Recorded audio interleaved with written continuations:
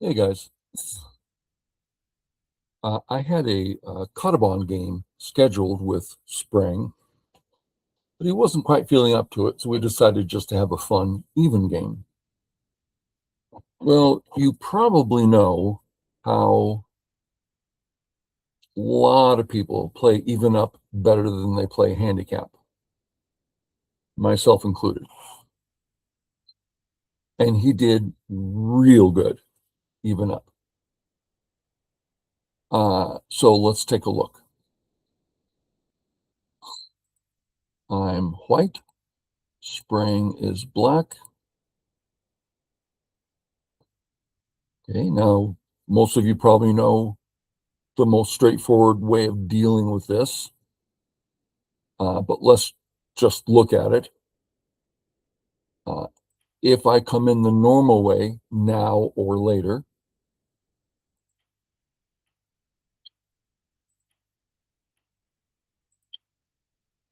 then all the black stones are part of the fight, or more specifically, both those black stones against white and its black's move, so 2 or 3 to 1. But if we contact, it's a one-on-one. The fight doesn't come out to the other stone.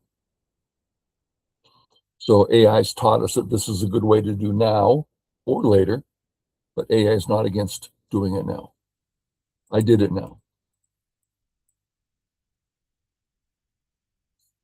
If I now extend and he plays here, it makes this area bigger and virtual cente.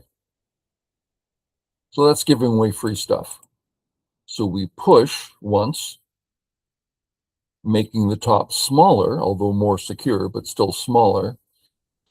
And now we can extend further and better for us, less for him. It's just one of those times you push, even though intuitively you might go, why am I pushing? Just because it's a double cente. That's why. Comes in, kick and jump. My left side's looking good. I almost always play here, but I went this way. Actually, there's a reason for that. I usually play teaching games, uh, and I encourage my students to play the tight one because this is a horrible move unless you plan on attacking. And you have to know how to attack. While if you play the corner move, it's already a good move. You don't have to play another one. It's just good as is. So I play this way, which is unusual for me. It's I'm so used to playing teaching games where I'm trying to instruct and help the student. But this was in place of a kadoban where I'm trying to win and hurt the student, which I really had to I haven't done that in 20 years. So it's hard to get used to it. But I'm enjoying it a lot. It's been 2.5, 3 months now that I'm starting to play again. Hadn't played 20 years. Okay.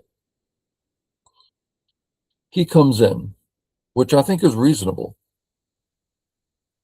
My move says, what are you going to do with those stones? I'm going to attack them. He says, you can't kill them. So I'll take your whole corner and I'll also survive there, which is pretty darn accurate. Well, I thought that was good timing. It might be what I would do, although I'd probably wait a turn, play on the right, because this is a middle game move and something like this is a opening move. But still, it looks pretty good. All standard stuff. And now, if black plays away, pretty meaningful move. And if this happens later in the game, I can go for the kill. Right now, I'd probably just take my profit in Sente. Pretty good profit. So the idea of black finishing that, I think it's a great idea. And now black can do this sort of thing, really split me apart, and this upper group isn't great. That being said, maybe I should be connecting. But I hate giving this bottom group a move. So I went ahead and started the attack. I think his group is significantly more in trouble than my group. My group is not in trouble. It's going to get pushed around some, but it's not in trouble. His group's in trouble. Okay. He gets out. Very pretty move. I'm pretty familiar with his thinking. And he's looking at this shape, which is a good shape, but it's a little thin. Oh, if we only had a helping stone right there. So it's like a perfect little thing, and he's getting out quite well. And he's getting out in relationship to A. I mean, they're all kind of working together now. So I thought that was good. I came here. Do I really need to play there? Well, I'm alive, but seems the right move. But I feel pretty unsure about it. Because am I defending my bottom left group? No, it's alive. Am I attacking his group? No. So I'm not defending anything, attacking. I'm defending the upper left group. And now I have a sufficient wall to continue this attack. So I don't know if it's 100%. And I don't know if I'd play it again. It's potentially slow. I would play it again. Okay. Here, I come in with the attack. Come in with the attack. He plays the nice connect as he runs. There's now this ko, which is just a plus for him everywhere. So I went ahead and fixed. See, that's another move that's potentially slow. Do I really need that move? Well, it's pretty darn strong and hurts black. That's another one I'm unsure about. I'm more sure about his moves than I am mine. He comes out, very nice. I Atari and Atari. He lives, and I capture. Okay, so let's look. I've played these moves. These are the moves I'm unsure of, but they give me my upper left points instead of trouble, life instead of trouble, and they're so strong that I can imagine surrounding on a large scale later because I'm so thick now. So I still don't know if they're a little too slow. I'm kind of thinking they are, but they look good to me. So I'm really torn about that. Anyway, he plays away. Well, is that right? We have to ask about the A group. Is that a weak group? Pretty hard to imagine it being weak. It is so far out. I would say no. In that case, play away. To where? Big move, check. Fourth line to support the fight coming up, check. Not too close to white where white can pinch and start a double attack, check. I mean, it's a perfect spot. Very nice. So he's playing, I might say, better than me so far. I take that 3-3. He takes the 3-3, which really bothers me. I really want to go this way. Let's just look at why. See how I'm attacking the one stone, bothering the group on top, but it's just false. There's no trouble for black. It's just an inkling. So I went the other way for my defense and my points. I decided to continue. This is one of those Jisekis you can stop midway. We most commonly do. But in this case, I thought I should continue the Jiseki. And let's look at a very common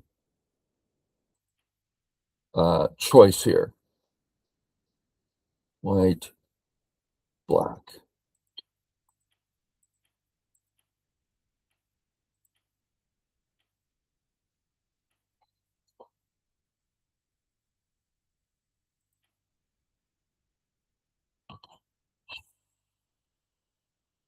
Well, at the time, I was thinking I liked this for white. Now I'm thinking that I don't at all.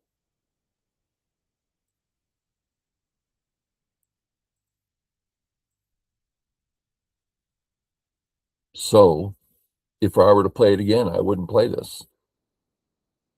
Yeah, he's outplaying me so far, it seems to me. He went this way, which is questionable. Small question. He's losing points in the corner, but he's got a great shape attached to P10, Q10. Now he can ignore, because if those three stones are gone, he still has a perfect shape. So he's picked up a whole cente here. Seems to me that's pretty reasonable. Making my turn, which I think is kind of necessary, gote.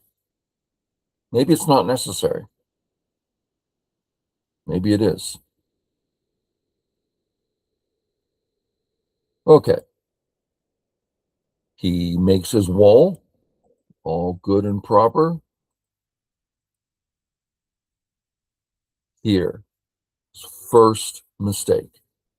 What is this? Move 77. His first mistake. Does this defend something? No. Does it attack something? No.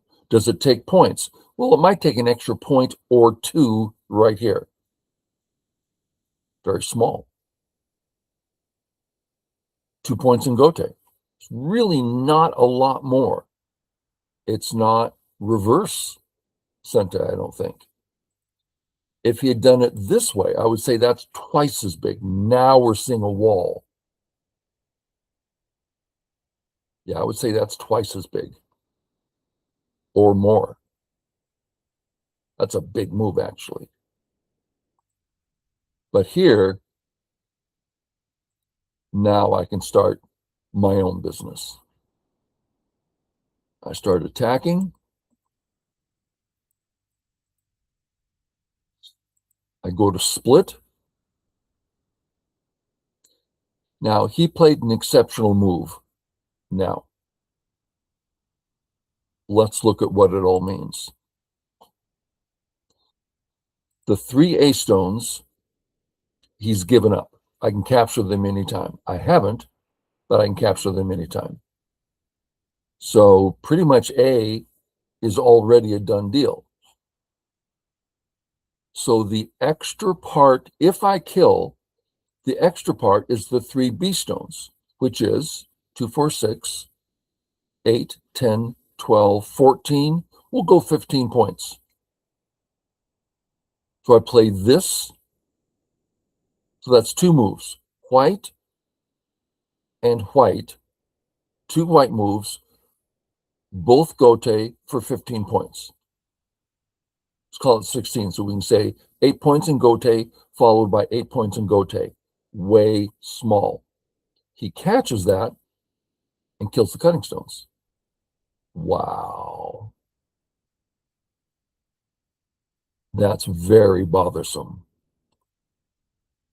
I have to come in right now. I don't care if he lives here or not. I've got to come in or I'm going to lose the game, seems to me. Like one more move and it's all his. So I need to come in now. He plays here. I think that's the second mistake. He's already given it up. Why don't we fight? That's what he said he wanted. Thickness. The whole point of a moyo, which is what he's just created, your opponent has to come in. Then you attack him because it's your moyo. He has no right to come in. And you get all the free points you want just by chasing, attacking, chasing, attacking. But he changed horses in the middle of the stream, as it were. Well, I'm happy to come out and out. He saves his group. If he just plays this way, this is big. But he saves his group, or attempts to.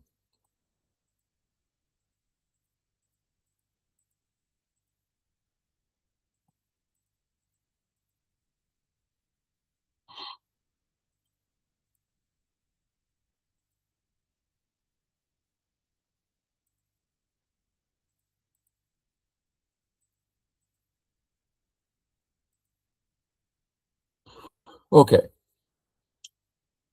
I take the eye. And this is a ko. Just a moment. Hey, hon. Oh, no, I'm in the middle of something. Sorry. Sorry, Ava. Bye. That's the wife. They're just coming. She and the dog are just coming back from the walk. And she calls me, and I go out with a piece of hot dog, and she lets Ava off the dog off the leash, and the dog comes sprinting down us. And I give her the hot dog, and that's our routine. But I'm busy with you guys. So she handed the phone to Ava. Tell her you're sorry. So I said, I'm sorry, Ava.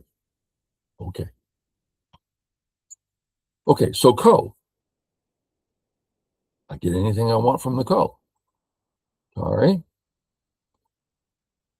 Threaten to kill. And he has to, yeah.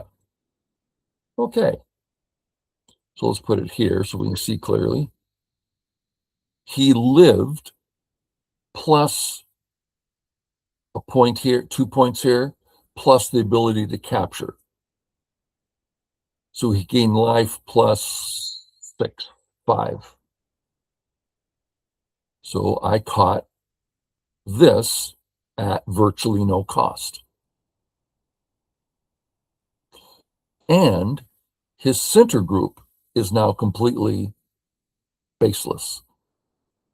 Now, I did this move, but I did it this way, which is more aggressive towards his weakness and still completely cut. He can't do anything to stop that.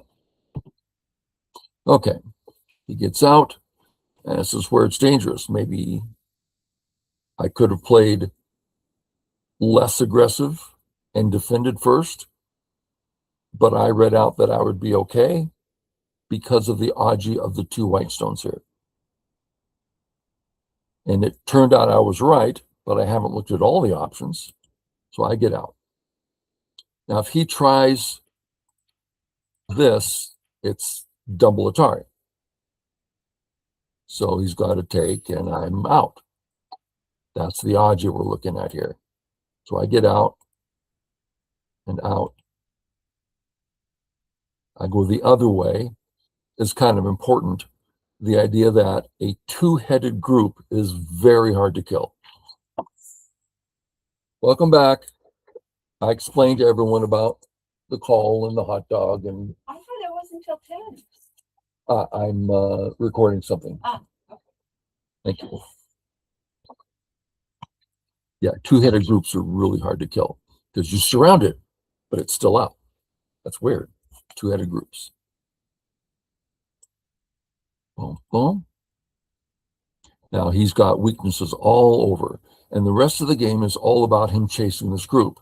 And he got way close to killing me. I was surprised. Get my forcing move in. Go to surround the whole group. It only has one eye. Connect up, get some shape. There's no cut there. I can't run this way. There's nothing to chase up there, and there's no escape route. So I go this way, threatening as I get out. It's probably obvious.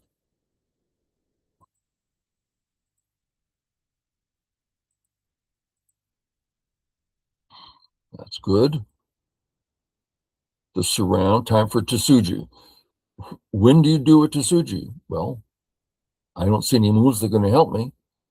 Any straightforward moves, time for Tsuji. So it surrounds his big group and his little group. Getting it all set up here.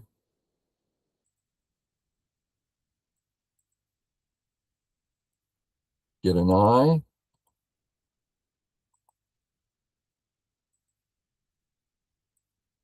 He gives me an eye in Gote.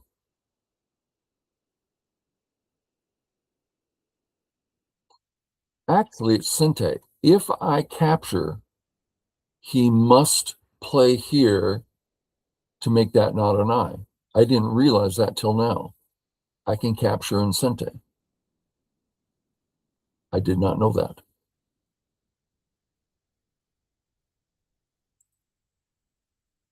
Here, he saves. I get the cut.